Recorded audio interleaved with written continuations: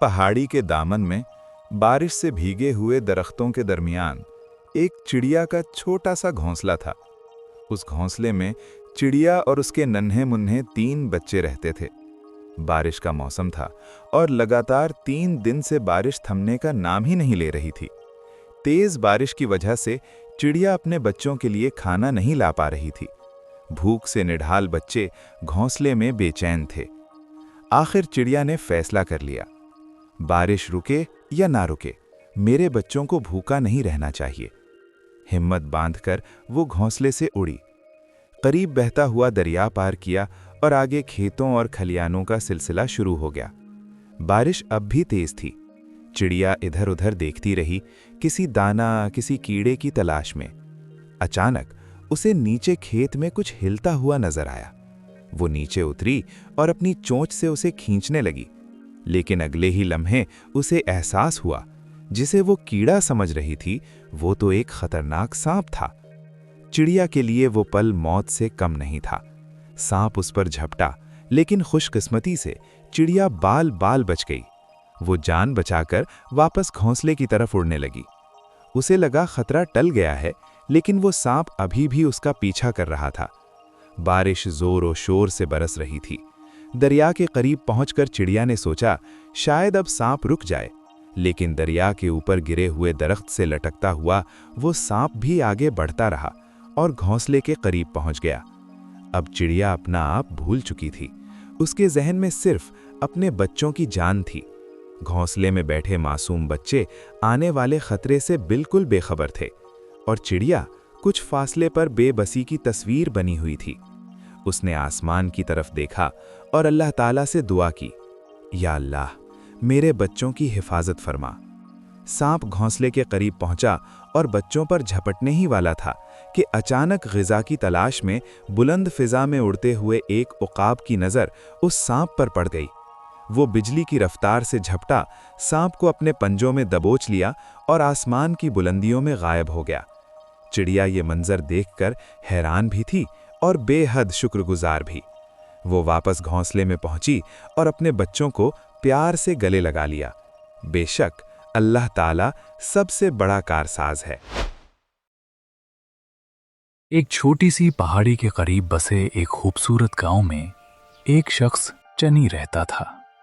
चनी, जिसका पूरा नाम चंदजेब था, एक निहायत ही मेहनती शख्स था। उसने एक गाय भी पाल रखी थी। एक रात गांव में तूफानी बारिश हो रही थी। चनी छतरी लिए गांव की दुकान से कुछ खरीदने गया तो उसने देखा उसकी गाय बाहर गली में बारिश में भीग रही है। वो ये मंजर देखकर भागता हुआ गाय के पास पहुंचा और सोचा, ये कैसे बाहर गली में आ गई? मैंने तो इसे मवेशियों वाले कमरे में बांधा था। वो यही सोच रहा था कि अचानक तेज हवा आई और चनी के हाथ में पकड़ी छतरी दूर कहीं उड़ गई। अब चनी भी बारिश में भीगना शुरू हो गया, लेकिन उसे अपने से ज्यादा अपनी गाय की फिक्र थी, जो सर्दी से ठठर रही थी। उसने अपनी चादर उतारी और गाय के ऊपर ओढ़ दी। अब गाय को बड़ी मुश्किल से पकड़कर वापस ले आया, लेकिन खुद सर्दी की वजह से बीमार पड़ गया। गाय ने जब देखा कि चनी कुछ दिन से उसकी देखभाल के लिए नहीं सका, तो वो गाय बाहर उगी हुई एक बोटी के पास गई और वो खा ली और खुद चलकर चनी के बिस्तर के पास पहुंच गई और उसके हाथों को चाटना शुरू कर दिया। चनी, जो कि बुखार से बेहाल था, उसको इशारे से कुछ कहने लगी। ये सब देखकर बहुत खुश हुआ और उठकर गाय को गले लगा लिया और हिम्मत करके उसने गाय का दूध निकाला और एक कप में गर्म करके पी लिया। दूध पीने की देर थी कि अल्लाह ने चनी को सुबह तक शिफा दे दी। चनी और उसकी गाय खुशी खुशी रहने लगी। पुराने जमाने की बात है। किसी गांव में एक गरीब बूढ़ा किसान अपने 2 बेटों के साथ रहता था। उसका एक बेटा निहायत ही शरीफ और मेहनती था, जबकि दूसरा बेटा हद दर्जा बदतमीज और कामचोर था। उस जमाने में लोग बैलों के जरिए हल चलाया करते थे। किसान अब बूढ़ा हो चुका था और ज्यादा देर खेतों में काम नहीं कर सकता था। उसने सोचा, अगर मैं मर गया तो इन दोनों का क्या बनेगा। यही सोचकर एक दिन उस बूढ़े किसान ने दोनों बेटों को अपने पास बुलाया और कहा, बेटा, मेरी बात गौर से सुनो। अब मैं अक्सर बीमार रहता हूँ और बूढ़ा हो गया हूँ। मैं चाहता हूँ कि तुम मेरे साथ कुछ दिन खेतों पर चलो, ताकि मैं तुम्हें हल चलाने और फसल लगाने का तरीका सिखा दूँ, क्योंकि मेरी जिंदगी का कोई भरोसा नहीं। ये बात सुनकर उसका बड़ा बेटा बोला, ठीक है बाबा जान, मैं सुबह ही आपके साथ चलूंगा। लेकिन छोटा बेटा इस बात पर राजी ना हुआ। उसका कहना था कि वो शहर जाकर कोई काम करेगा। वक्त गुजरता गया और आखिरकार उस बूढ़े किसान का इंतकाल हो गया। बड़ा बेटा काफी कुछ सीख चुका था। वो सुबह सवेरे बैलों को लेकर खेतों में चला जाता और शाम को वापस आता, जबकि छोटा बेटा सारा दिन घर में पड़ा रहता या आवारागर्दी करता रहता। एक सुबह बड़ा बेटा हल चला रहा था कि अचानक उसे जमीन के नीचे कोई चीज महसूस हुई। उसने फौरन काम रोक दिया, जमीन खोदी और थोड़ी देर बाद एक बहुत चमकदार चीज उसके हाथ आ गई। शाम को उसने ये बात अपने छोटे भाई को बता दी। फिर दोनों भाई सो गए। रात के किसी पहर छोटे भाई की आंख खुल गई और उसके दिल में लालच पैदा हो गया। उसने वो कीमती चीज चुरा कर छुपा दी। सुबह जब बड़ा भाई उठा और चीज ना मिली तो छोटे भाई ने झूठ बोल दिया। बड़े भाई ने सिर्फ इतना कहा, शायद ये चीज हमारे नसीब में नहीं। बड़ा भाई जब घर से चला गया तो छोटे भाई ने वो कीमती चीज निकाली और शहर चला गया। उसने कीमती पत्थरों के माहिर को दिखाया तो मालूम हुआ कि ये कोई आम पत्थर नहीं, बल्कि एक निहायत ही कीमती हीरा है। ये सुनकर छोटे भाई की खुशी का कोई ठिकाना ना रहा। उधर शहर में जब वो हीरा बेचने की बात कर रहा था तो एक आदमी ने ये बात सुन ली और जाकर बादशाह के वजीर को खबर कर दी। वजीर फौरन सिपाहियों के साथ पहुंचा और पूछा, कहाँ है वो आदमी जो कीमती हीरा बेचने आया था। दुकानदार ने बताया कि वो कीमत पूछकर आगे चला गया है। वजीर तमाम दुकानों पर गया और आखिरकार एक दुकान पर छोटा भाई वजीर ने उसे पकड़कर कहा, हमें वो हीरा दो, क्योंकि बादशाह का हुक्म है कि सल्तनत में मिलने वाली हर कीमती चीज सरकारी खजाने में जमा होगी। ये सुनकर छोटे भाई के पैरों तले जमीन निकल गई। वो ना चाहते हुए भी वो कीमती हीरा वजीर के हवाले कर बैठा। अब वो खाली हाथ बोझल कदमों से गांव लौट आया। सच कहते हैं, लालच बुरी बला है। गुड्डू और शनि ने कई महीनों तक पैसे जमा करके रखे थे ताकि बसंत के दिनों में खूब हल्ला गुल्ला करें, खाएं पिएं और पतंगों पर खर्च करें। कई महीनों से गुड्डू और शनि दोनों भाई अपनी पॉकेट मनी बचा रहे थे, यहां तक कि खाने पीने पर भी कम खर्च करते थे।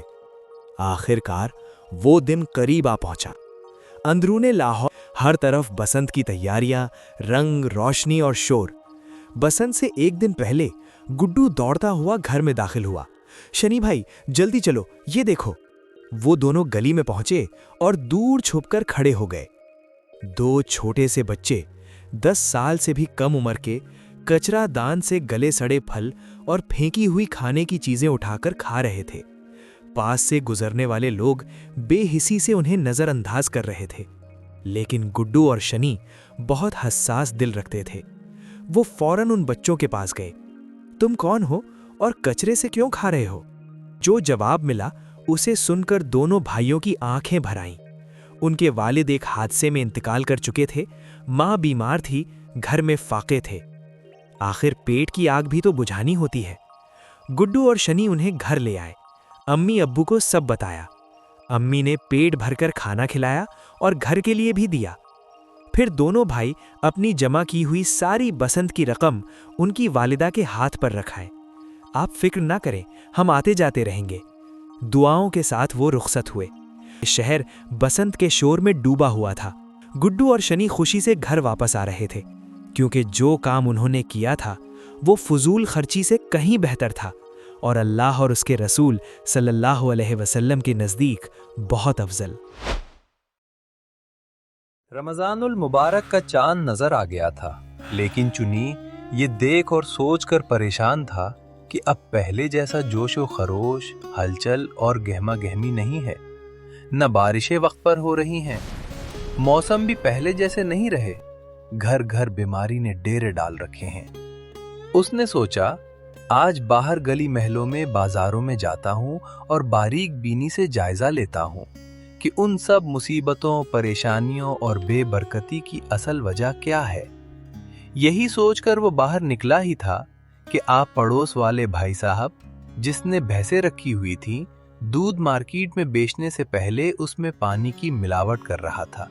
अब कुछ आगे गया तो सब्जी फ्रूट वालों से मुख्तलिफ चीजों के रेट पूछकर हैरान रह गया, क्योंकि रमजानुल मुबारक से एक दिन पहले और आज रमजानुल मुबारक में रेट का जमीन आसमान का फर्क था। चुनी ये देखकर अफसोस से आगे बढ़ने ही लगा था कि उसकी नजर उन सब्जी वाले भाई के तराजू पर पड़ी।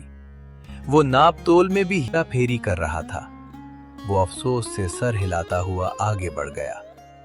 अब उसकी नजर कुछ नौजवान लड़कों पर पड़ी जो रमजानुल मुबारक के तकद्दुस को सरेआम पामाल कर रहे थे, यानी उनके रोजे नहीं थे।